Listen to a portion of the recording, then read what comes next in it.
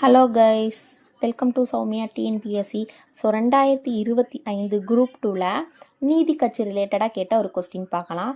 So Madras மாகாணத்தில் ஒத்துழையாமை இயக்க எதிர்ப்பு சங்கத்தை தொடங்கிய கட்சியை அடையாளம் காண்க. ஸோ கொஸ்டின் நல்லா கவனிங்க.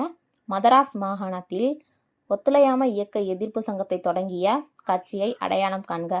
ஆப்ஷன் ஏ சுதந்திர கட்சி, அண்ட் ஆப்ஷன் பி நீதி கட்சி, அண்ட் ஆப்ஷன் சி கம்யூனிஸ்ட் கட்சி, அண்ட் ஆப்ஷன் டி இந்திய தேசிய காங்கிரஸ். ஸோ இந்த கொஸ்டினுக்கான ஆன்சர் என்னன்னு பார்த்தீங்கன்னா ஆப்ஷன் பி நீதி கட்சி தான் இந்த மதராஸ் மாகாணத்தில் நடந்த ஒத்துழையாமை இயக்க எதிர்ப்பு சங்கத்தை முற்றிலுமாக அதை எதிர்ப்பு தெரிவிச்சிருக்கும். அந்த கட்சி தான் எனது நீதி கட்சி. ஏன்னு பார்த்தீங்கன்னா இந்த ஒத்துழையாமை இயக்கம் 1920 நடந்திருக்கும். அப்போ அந்த ஒத்துழையாமை இயக்கத்தில் நடக்கும்போது இந்த ஐஎன்சி என்ன பண்ணுச்சு, அந்த தேர்தலில் போட்டியிட புறக்கணித்தது. ஆனால் இந்த நீதி கட்சி என்ன பண்ணுச்சுன்னா அந்த தேர்தலில் வெற்றி பெற்று சென்னை மாகாணத்தில் ஆட்சியை பிடித்தது.